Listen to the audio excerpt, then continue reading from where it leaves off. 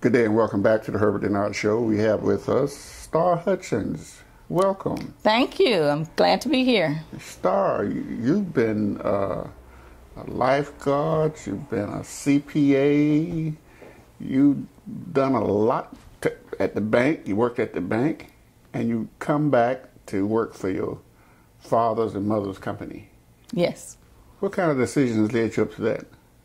Well, I was working in Florida. I was working in investment management, and I wanted to work for a business that I could have a part in making decisions in, perhaps own one day.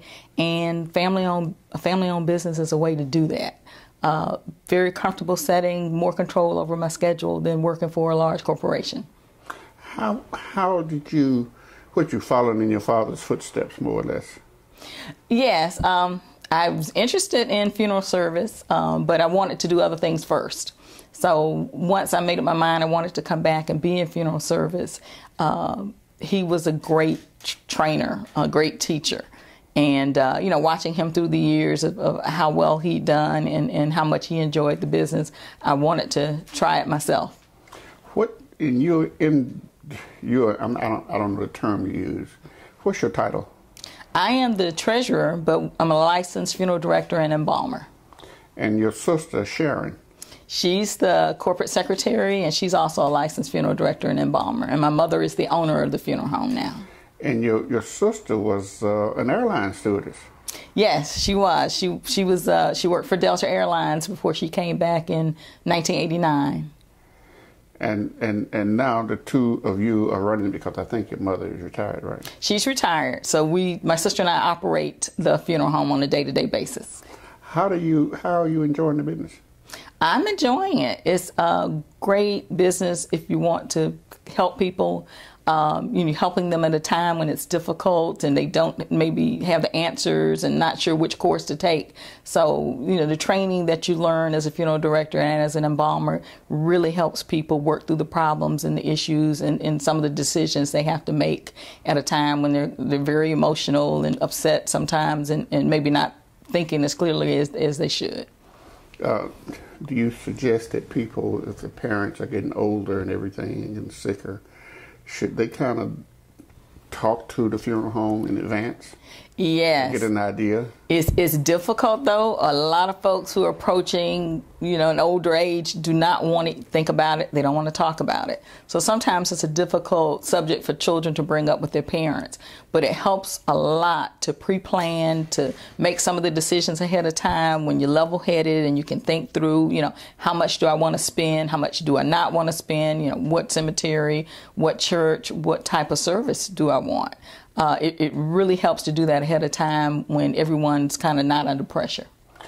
Talking about white funerals and black funerals, black people generally keep bodies out longer than white people, don't they? To my knowledge, I'd say yes.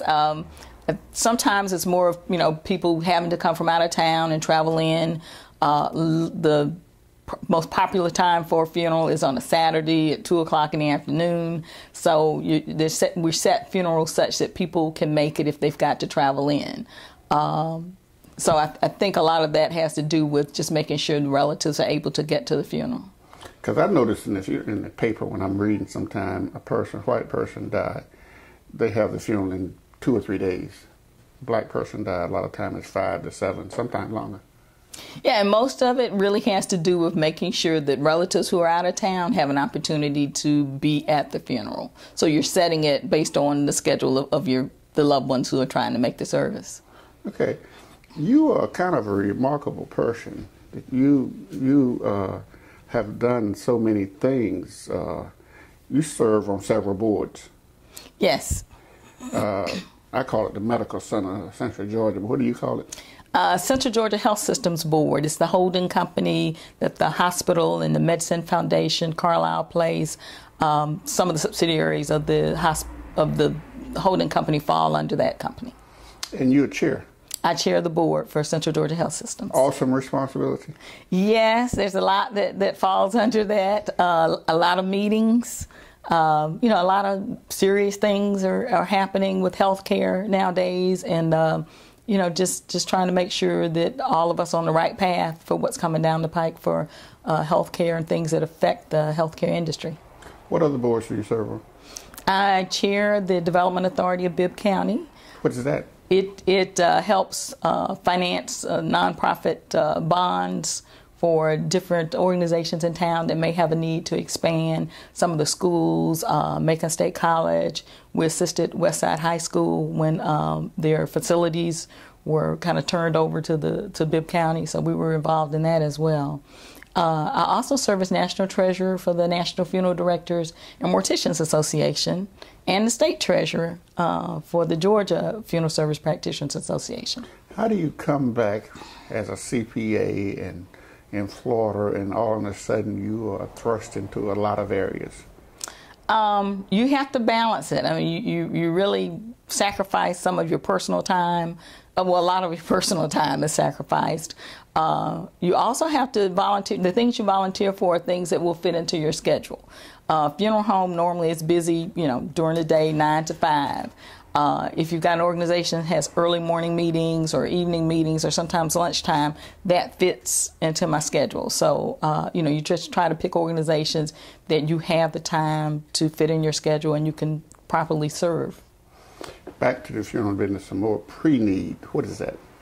Pre-need is planning the funeral ahead of time. Sometimes it involves also placing funds on deposit or making sure an insurance policy is in place. But a lot of times it's just planning out the service that you want, what cemetery you want to use, what church you're using, who you want to participate in the program, and how you're going to handle the cost of that funeral. How does people handle that? I mean, you're talking about your own demise, you're talking about your own death sometime, and you sit down and it's going to happen. Yes. Unless we get caught up. Exactly. But so how does people handle that? Do they handle it pretty well? A lot of people do a lot of thinking about it and plan it out ahead of time. And when they come in and sit down, they have everything pretty much thought through.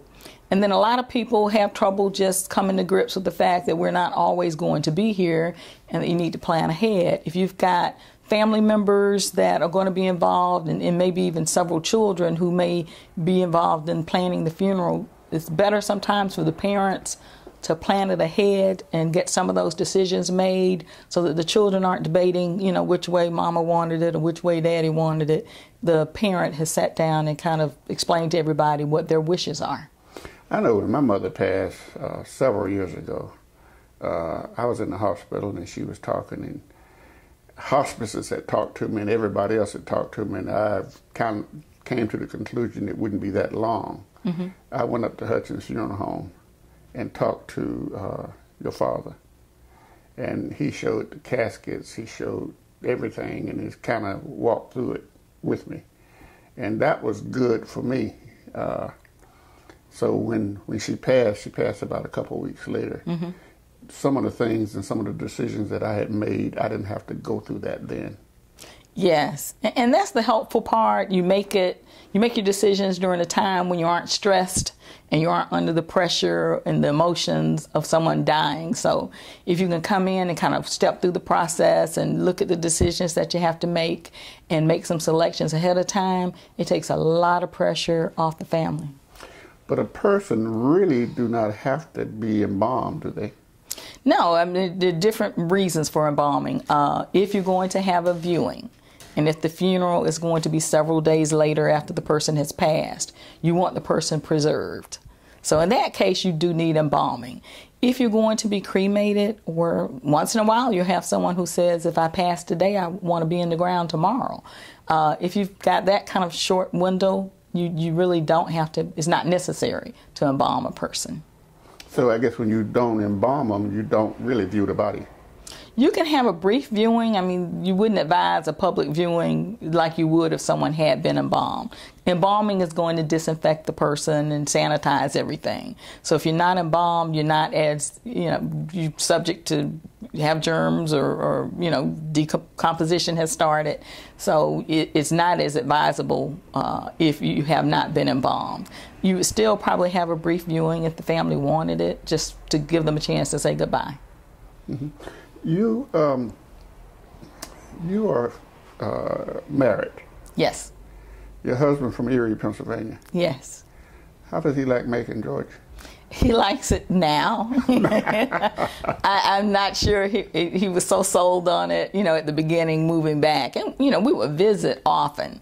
But it's one thing to visit Macon, Georgia. It's a different thing to live here. And I think after a couple of years, he made friends and got involved in things in the community, and he enjoys it now. Okay, and your mother, as I mentioned earlier, she's retired. How is she doing?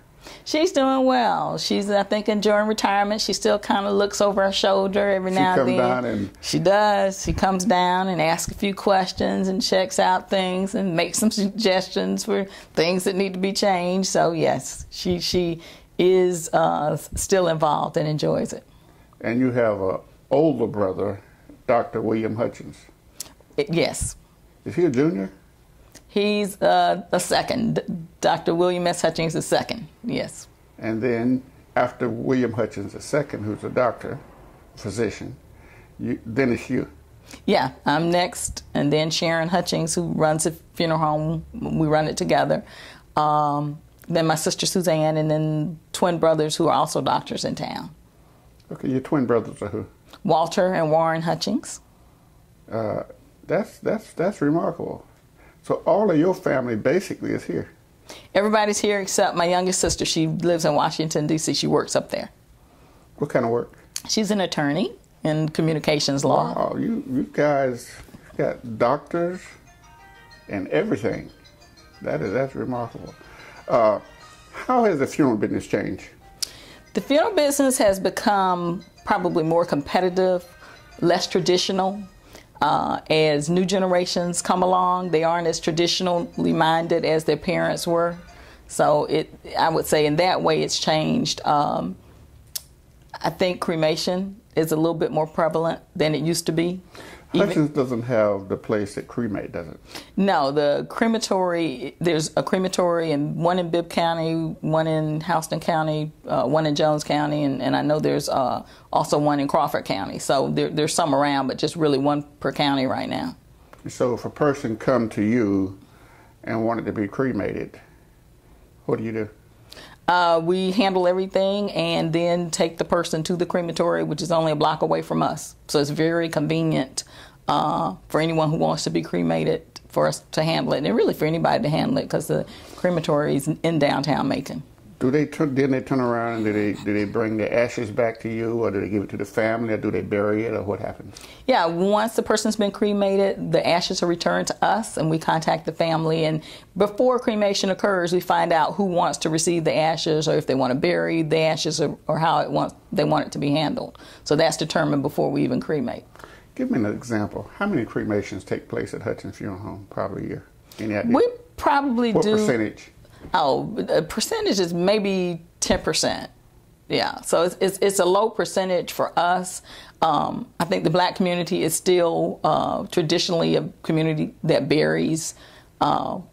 We enjoy, I don't know if we enjoy it, but we traditionally visit grave sites, leave flowers, and so burial is really the choice of how we handle our loved ones. But some people are cremated, then they bury the ashes.